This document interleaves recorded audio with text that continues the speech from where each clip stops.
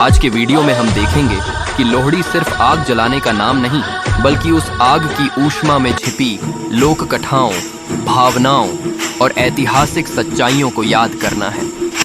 हम जानेंगे कि यह त्योहार कब से और क्यों मनाया जाता है।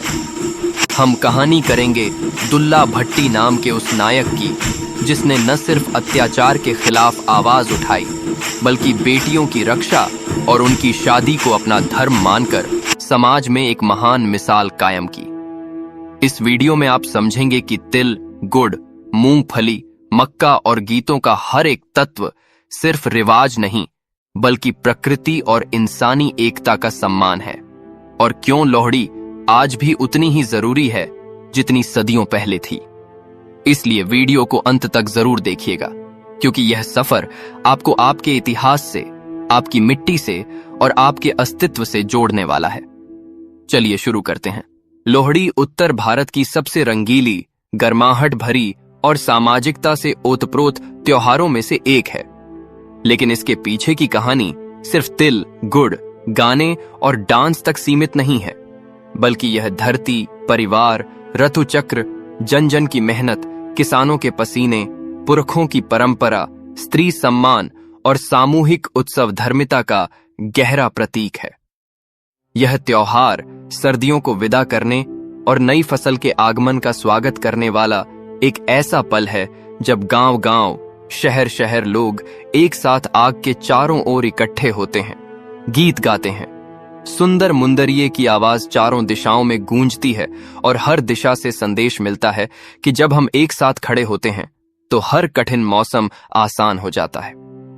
प्राचीन काल से ही पंजाब और उत्तरी भारत के क्षेत्रों में कृषि जीवन का केंद्र था, और किसान पूरी सर्दी ठिठुरते हाथों से खेत में बीज बोते, उसे सींचते, उसे ठंड से बचाते और वैसाख की कटाई तक धैर्य से इंतजार करते थे। लोहड़ी उसी मेहनत की पहली उपलब्धि का प्रतीक बनकर सामने आती है, क्योंकि जनवरी के महीने में जब सूर्य उत्तरायण की ओर मुड़ता है तो दिन बढ़ने लगते हैं, ठंड ढीली होती है और सरसों के खेतों में पीले फूल खिलने लगते हैं। यह दृश्य किसान की आंखों में उम्मीद और चेहरे पर मुस्कान भर देता है।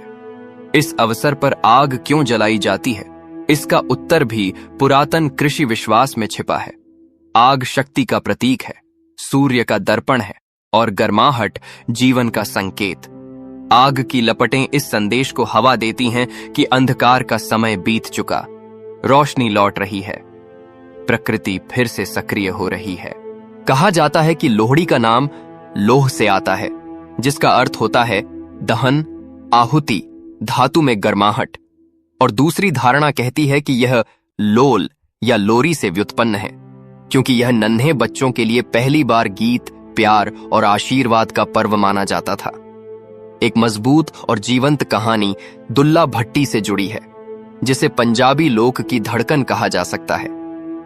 मुगल काल के समय जब लड़कियों को उठाकर ले जाया जाता था, उन्हें बाजारों में बेचा जाता था या जबरन निकाह करवाए जाते थे, तब पंजाब की धरती से एक योद्धा उठा जिसने अत्याचार का सामना किया, बादशाह के विरुद्ध आवाज उठाई और लड़कियों की रक्षा की। दुल्ला भट्टी ने न सिर्फ उन लड़कियों को छुड़ाया, बल्कि उन्हें पिता की तरह घर गांव में लाकर शादी करवाई, दहेज का इंतजाम किया और सम्मान से विदा किया।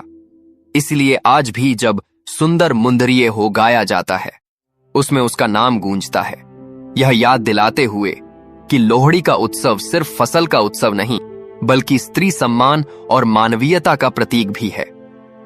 आज के समय में जब समाज को फिर से इन मूल्यों की आवश्यकता है, दुल्ला भट्टी का संदर्भ हमें बताता है कि त्योहार सिर्फ रस्में नहीं होते,